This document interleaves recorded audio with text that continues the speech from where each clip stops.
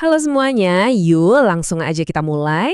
Selamat datang di sesi bedah materi kita kali ini, di mana kita bakal mengupas habis sebuah topik yang ternyata, wow, luar biasa memukau. Hari ini kita akan ngebongkar tuntas dasar filosofi hidup orang Batak, makna di balik ritual-ritualnya, sampai ke kedalaman esensi Dalihan Natolu. Kalau selama ini kamu mikir adat itu cuma sekumpulan aturan kuno yang super kaku, siap-siap deh buat ubah cara pandang kamu 180 derajat. Karena sebenarnya kita lagi ngomongin sebuah sistem kehidupan yang sangat canggih dan penuh makna ilahi. Oke, ini agenda yang bakal kita lewatin hari ini. Pertama, filosofi dan sumber adat. Kedua, esensi Dalihan Natolu. Ketiga, makna sejati ritual pernikahan. Dan yang terakhir, simbolisme kematian dan ulus. Kita langsung masuk aja ke bagian 1, filosofi dan sumber adat. Di sini kita bakal bangun fondasi dulu. Dari mana sih sebenarnya adat Batak ini bermula? Coba deh rasapi kutipan dasar yang satu ini. Adat do ugari sinihaton ni ompunta mula jadina bolon. Kata kunci yang paling penting di sini adalah sinihaton, yang artinya mengilhami.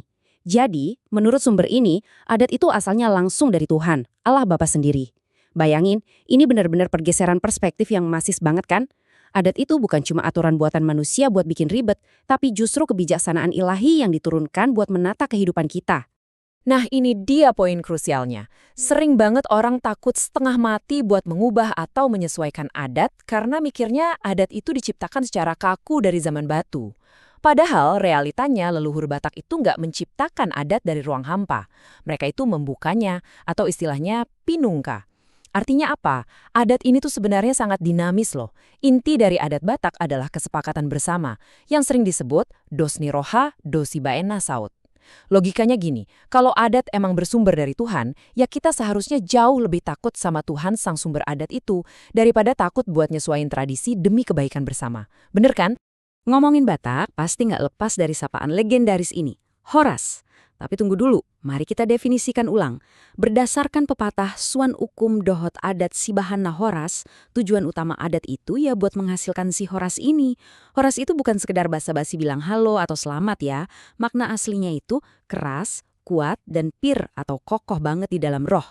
Adat emang dirancang sedemikian rupa supaya seseorang punya ketangguhan mental dan batin yang benar-benar gak tergoyahkan pas dihantam kesulitan hidup apapun. Dan filosofi ketangguhan ini digambarin lewat metafora alat penumbuk sirih kuno yang cantik banget. Orang tua zaman dulu tuh pakai si tip-tip buat menumbuk, si gompa buat ngebalikin sirihnya ke atas, dan golang-golang yang dari perak supaya wadahnya nggak pecah. Di balik ini ada pepatah, otik sosadian apinatupa, Tuhan tamama numpa godang mapinasuna. Intinya, walaupun persiapan yang bisa kita lakuin sebagai manusia itu kecil banget, ibarat cuma numbuk sirih, tapi Tuhanlah yang bakal melipat gandakan berkat dan melindungi kita. Keren banget ya filosofinya. Oh ya, ketepatan budaya ini tuh bahkan meresap sampai ke tata bahasanya loh. Misalnya, aturan pakai awalan dalam bahasa Batak itu ketat banget. Cuma boleh dipakai buat kata bilabial, kayak yang diawali huruf P, B, atau M. Jadi yang benar itu, dumao bukan umdao, tumangkup bukan mangkup. Ini bukan sekedar pelajaran grammar biasa, tapi ini jadi bukti nyata betapa terstruktur dan presisinya warisan leluhur ini. Sampai dalam hal bertutur kata pun dituntut wawasan yang mendalam. Lanjut ke bagian 2, esensi Dalihan Natolu. Sekarang kita bakal ngupas sistem hubungan bermasyarakat mereka yang super ikonik ini. Pasti banyak dari kita yang mikir kalau punya marga itu cuma soal identitas nama keluarga aja kan? Padahal fungsi aslinya jauh lebih besar dari itu. Ngasih marga di masyarakat Batak itu ibarat ngasih tiket VIP buat masuk ke dalam sistem Dalihan Natolu. Dalihan Natolu ini tuh sistem 3 pilar hubungan kekerabatan yang benar-benar brilian dan saling membackup satu sama lain. Tanpa marga, kamu nggak bakal bisa diposisikan dalam jaringan sosial yang luar biasa protektif dan suportif ini. Terus, gimana sih aturan main berinteraksi di sistem ini? Nah, ada jantung dari cara memperlakukan boru atau pihak penerima istri. Pepatahnya bilang gini, silekan du boru dang si suru-suruon. Maknanya dalam banget. Pihak boru itu harus selalu dibujuk atau diambil hatinya pelan-pelan. Nggak boleh disuruh-suruh atau diperintah semena-mena. Kenapa coba? Karena seorang buru niraja sejati itu secara natural udah paham betul apa tanggung jawabnya ke pihak hula-hula, tanpa perlu didikte. Tapi sayangnya di zaman modern ini lumayan banyak praktik yang mulai melenceng. Yuk kita lurusin bareng-bareng. Kalau nyebut istri orang lain, istilah yang benar dan sopan itu inanta, bukan ripenta. Terus buat lirik di buku ND, yang benar itu marnihot, bukan marningot. Dan yang paling penting nih, saat manggil pihak boru buat duduk bareng, posisi yang paling terhormat itu selalu di sebelah kanan atau siamumu, bukan di kiri. Tahu letak dan istilah yang benar kayak gini itu bentuk respek tertinggi loh dalam adat. Oke, kita masuk ke bagian 3, makna sejati ritual pernikahan. Siap-siap ya, di bagian ini saya bakal ngebongkar ulang semua yang mungkin kamu kira udah kamu tahu tentang tradisi ini. Nah, kalau kamu cuma mau ingat satu hal aja dari seluruh penjelasan ini, ingat yang satu ini. Sinamot itu bukan harga pengantin atau duit buat membeli istri. Jujur, ini miskonsepsi yang paling sering bikin salah paham. Kata aslinya tuh dari Monggoli, yang maknanya membagi petak sawah. Jadi sebenarnya sinamot itu adalah harta, entah itu duit, emas, atau tanah yang dikasih sebagai modal awal supaya keluarga baru ini bisa mandiri atau manjae. Uang ini bukan disetor ke ibu mempelai wanita, tapi pure sebagai modal startup buat si pengantin baru. Masuk akal banget kan? Seiring waktu, tradisi pernikahan ini juga lumayan beradaptasi loh. Dulu, ritual pesta unjuk itu wajib diadain di halaman rumah pihak wanita. Ini disebut dialog jual.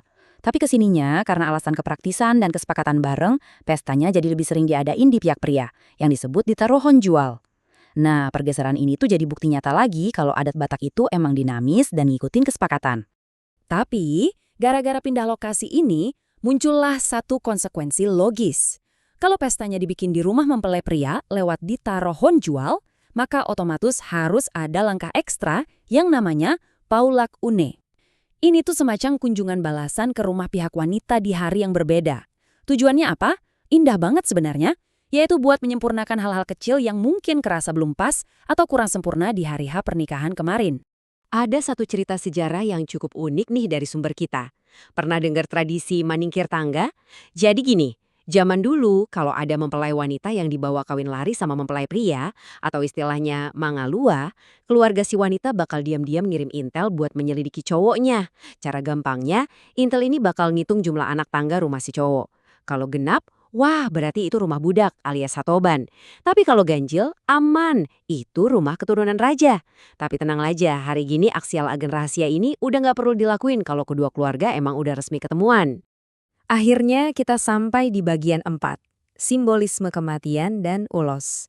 Di sini kita bakal ngeliat gimana filosofi Batak memandang akhir kehidupan lewat kacamata simbolisme ilahi yang super dalam, jauh dari sekedar tahayul.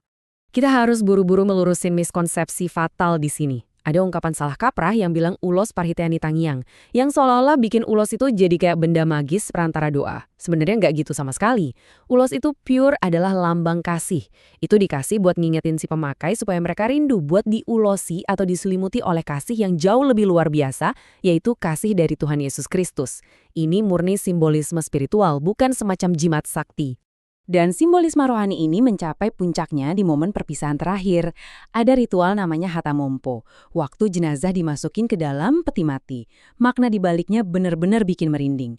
Peti mati itu diibaratkan sebagai rumah-rumah nasopinungkan di tanganna, sebuah rumah yang nggak dibangun pakai tangan manusia. Ngambil dasar dari Mazmur 23, ini ngingatin semua orang yang hadir kalau almarhum itu bukan lagi bersiap masuk ke dalam tanah, tapi lagi bersiap pulang ke rumah Tuhan yang abadi untuk selama-lamanya. Makanya, sesaat sebelum peti itu benar-benar ditutup, jenazah bakal dikasih ulos saput sebagai balutan terakhir. Pesannya kuat banget. Ulos ini jadi pengingat buat keluarga yang ditinggalkan bahwa almarhum sekarang udah sepenuhnya diselimuti sama Allah, dipakaikan kain kasih yang udah disucikan oleh darah Kristus, sehingga dia layak banget buat masuk ke rumah Bapa. Sebuah sudut pandang yang luar biasa damai dan indah banget tentang kematian, ya kan? Tapi, biarpun filosofi ilahinya seindah itu, materi sumber kita ngasih warning yang cukup keras nih. Kita wajib tegas bedain mana praktek adat yang emang berpusat sama Tuhan dan mana yang murni ritual kekafiran. Contoh yang dikritik keras adalah si dondon tua.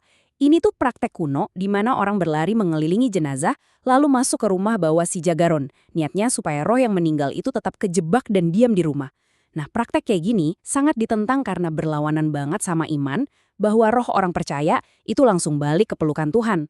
Jadi, yang berbau kekafiran kayak gini ya harus berani ditinggalkan. Jadi, kita sampai nih di ujung pembahasan kita. Setelah ngulik semua filosofi kehidupan, gimana kerennya Daliana Tolu, sampai makna sejati di balik ritual-ritual tadi, kita jadi berhadapan sama satu pertanyaan yang cukup menohok. Kalau adat ini benar-benar bersumber dari kebijaksanaan Tuhan, apakah selama ini kita cuma sekedar sibuk dan kaku mempertahankan aturan ritualnya aja? Atau kita beneran udah menghidupi inti kasih, kesatuan, dan rasa hormat yang justru jadi alasan utama kenapa adat ini diciptakan? Coba deh kamu renungin. Terima kasih banyak udah nyimak, sampai jumpa di pembahasan selanjutnya.